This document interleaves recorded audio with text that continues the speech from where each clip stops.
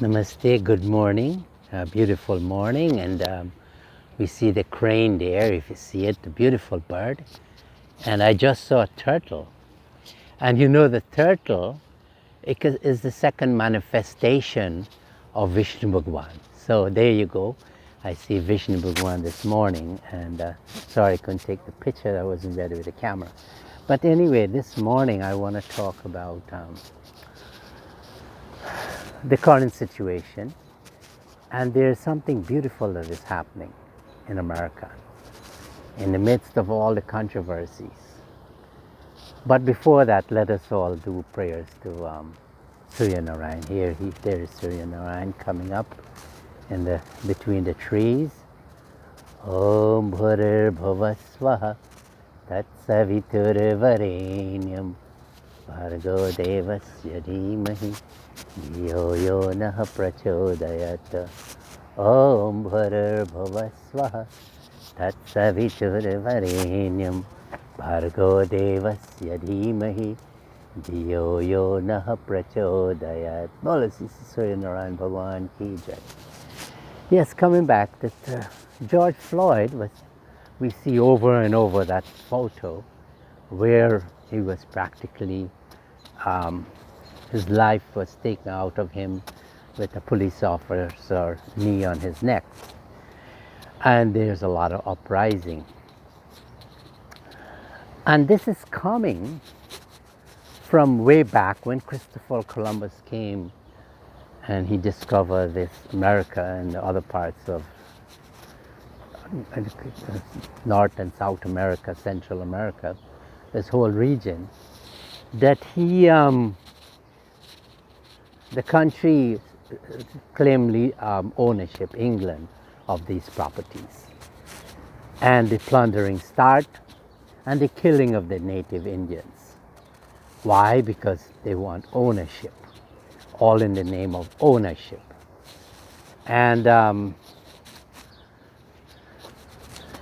so this idea of ownership, it's a very killing thing, because God said, Krishna Bhagavan said nicely in Bhagavad Gita, Bhumir Apo Analo Vayo Kamano Buddhirevacha Ahankariti Yanme Binna Prakriti Ashtada. Oh, so look at these as ducks. They're so beautiful there, aren't they? So Krishna Bhagavan is saying here, look Arjuna, all of these things are me. And you are here to just utilize it and to come back to me, to come back to my original state of consciousness. So this tradition of ownership that the slave trade was established and brought to America for the whatever crops were necessary, and slavery was abolished. But I think this idea of still ownership of even people is there, and it's not going away very easily. And this here in America, we've seen that manifest in itself, that this lack of equality, and one people feel it's superior to the other. Some of the people, not all. And it's hard to go away, but this kind of thing is in all religion, in our Hindu religion too. That I was in Bangalore, and I was there enjoying myself in our collection, and I went and I saw this family. They have a little house inside the place that we are staying. And I went to the family and I said hi, and they offered me a cup of water. But before I put the cup of water in my mouth, one of the workers came and grabbed the cup away and said, "No, you can't drink from it." So I said, "Why?" "Oh, this." And then he pulled me at the side and says, "Well, these are low-class people." It's the first time in my life I'm hearing this, because coming from Guyana, that is not there like that. And I was taken back. But it comes back that, this superiority in religion also. Every credible religion, they claim superiority over the other one. A very good talking point is to talk how each religion is better than the other. And this we think it's the way to present our religion. Well, that's not it is. Because religion is something that will take up the spiritual life to get it right, and then to go to then to become one with God, to go back to consciousness. And I want to come back to America Sevashtam, saying that this is a very lovely story, a very divine story. I'm going to tell you that when I got my first experience, Swami Parameshananda plucked me out of mundane life in 1991. He has to be God, because only God can do that. Because he left his body in 1941, and here in 1991 he's taken me, and he taking me personally to the America Sevashtam, which was a house in 172nd Street, Jamaica, Queens, 90th Avenue. And there I walked into the mandir, and I saw the photo of Parameshananda Swami on the altar. For the first time I'm seeing him, and I said, "Oh, you are doing this." That knowledge came, and I bowed to Swami Vijayanand and had on the photo, and then we had conversation, and then shortly after we moved into the America Sevashtam, a Jewish synagogue. Now this building was abandoned by the Jewish people because the community changed and they weren't comfortable, because there again more African people came into the community. And we got there, and the work started before to renovate it because it was run down, and so many people came together. And when I went, I had the opportunity of serving in all capacities, cooking, cleaning, doing the prayers, doing the administration, acquiring a parking lot across the street, starting the summer camp, starting citizen class and vegetarian shop. And it was so beautiful. And there were so many people who were there, but there was this one family who Swami Vijayananda was brought by, Swami Mrs. Draupadi Kanai and the family. And he would have stayed in her house for like 6 months and taken care while he was having treatment for his eyes.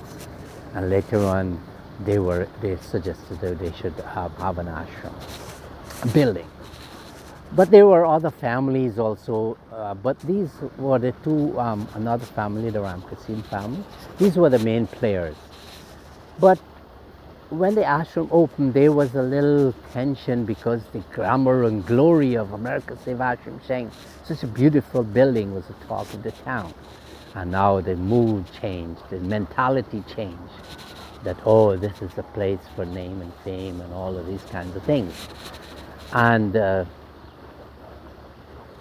this is when the trouble started. And then it magnified itself in 1996. And this is when I was sent to India, and Swami Vijayananda went to Guyana. But we came back afterwards. I was afterwards initiated into the ashram, an official monk, and we started the ashram. Now, where I'm going with this is that when we see things that we could say that we can own, then we get ourselves in trouble. Because nothing in this world we can say that we own.